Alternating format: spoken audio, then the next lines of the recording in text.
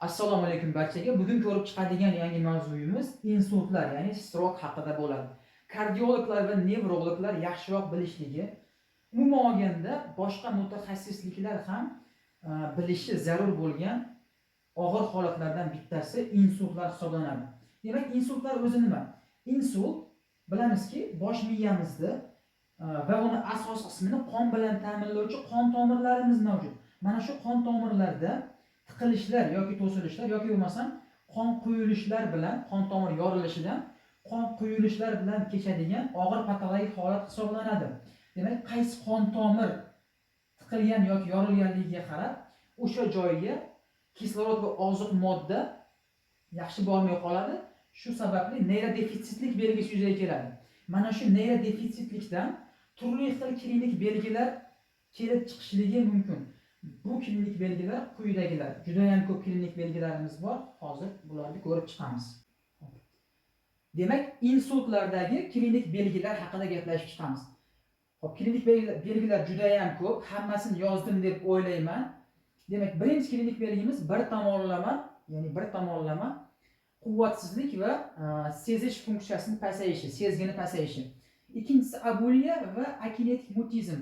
Bu degani bemor emotsiyasini ifoda qila olmay qoladi, emotsiya yo'qoladi va bitta sevib qiladigan vazifasi, sevib qiladigan ishiga ham bemor xohishi yo'qolib qoladi.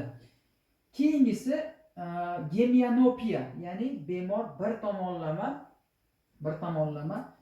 ko'rish bo'ladi, ya'ni tepani ko'radi yoki pastni ko'radi yoki yon tomon yoki o'ng tomon. Shunaqa ko'rish bo'ladi. Keyingisi ipsilateral gaze deviation, ya'ni ko'z olmasi bir tomonga qarab, ya'ni bir tomonlama ko'z olmasi bir tomonga qarab og'adi. Afagiya, gapirish yo'qolishligi. Hop, Wernicke's afagiya, ya'ni bemorning nutqi jargon tipda bo'ladi. Xuddi yangi tili chiqayotgan bola singari gapirib qoladi bemor. Keyingisi nutq chiqishi qiyinlashib qoladi. Buni Brock's afagiyasi deyiladi. Nutq, ya'ni gapirishga nutq chiqishi qiyin bo'ladi. Keyingisi ko'rlik belgisi, ya'ni ko'z ko'rmay qolishligi. Keyingisi prosopagnoziya, ya'ni bemor tanish, yuzda tanish xususiyati pasayib ketadi. Keyingisi aleksiya, o'qish yo'qolishligi, yozish yo'qolishligi mumkin. Keyingisi bir tomonlama og'riq va bir tomonlama temperatura chiqishligi bo'ladi. Keyingisi ko'ngillanish, qayd qilish, vertigo, bosh aylanishligi va nistagm, ko'z olmasini har xil qimirlab turishligi, nistagm yuz beradi. Keyingisi Horner sindromi, ya'ni miyoz, ptoz va anhidrozis. Ya'ni miyoz nima degani? Ko'z qorachig'i tor bo'lishligi, ptoz qovoq osilib qolishligi va mana shu tomonda teri quruqlashib ketishligi belgilari yuzaga keladi. Keyingisi ataksiya, ya'ni muskul nazoratining pasayib ketishligi. Bu yurganda bo'lishligi mumkin, gapirganda, yutganda muskul o'ziga bo'ysunmay qoladi bemorda. Keyingisi dismetriya, bu ya'ni mo'ljal olishda pasayib ketishligi. Misol uchun bemor stakanni olaman deganda yoki o'tib ketib qoladi, olaman deb, yoki yetmay qoladi.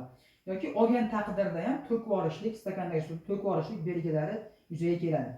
Keyingisi disdiodoktokinezis, ya'ni xuddi o'sha olish jarayoni tezlik pasayib ketib qoladi. Keyingi belgimiz disfagiya, ya'ni yutish yo'qolishligi, dizarteriya, g'uldirashlik.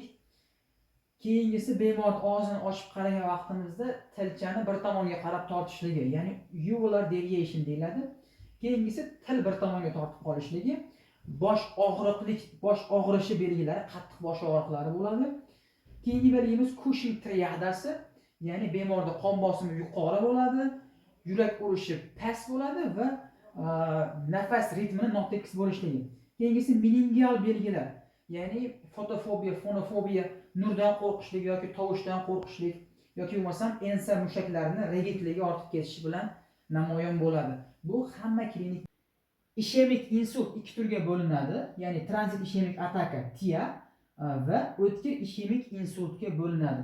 Tranzit ishemik ataka nima degani? Bu neyrodefitsit belgilari bor va infarkt belgilari hali boshlanmagan va bu boshlanganiga 24 soatdan kam bo'lgan holatda bo'lishlik kerak. Ya'ni 24 soat vaqtgacha o'tib ketsa biz TIA tashxisini qo'yamiz. Endi o'tkir ishemik insult nima degani? Bu neyrodefitsit belgilari infarkt belgilari bilan birgalikda kelganda, ya'ni 24 soatdan oshgan vaqtda biz o'tkir ishemik insult tashxisini qo'yamiz. Buni sabablari, ishemik insult sabablari 3 xil bo'ladi. Gipoksik, embolik va trombotik sabablari bor. Ya'ni gipoksik birinchisidan boshlaymiz. Gipoksik sababi, gipoksik degani bosh miyaga qon oqimi keskin tushib ketishidan bosh miyada neyrodefitsit belgilari yuzaga kelishligi bilan namoyon bo'ladigan holat hisoblanadi. Buni birinchi sababi cardiac arrest, ya'ni yurak to'xtashi.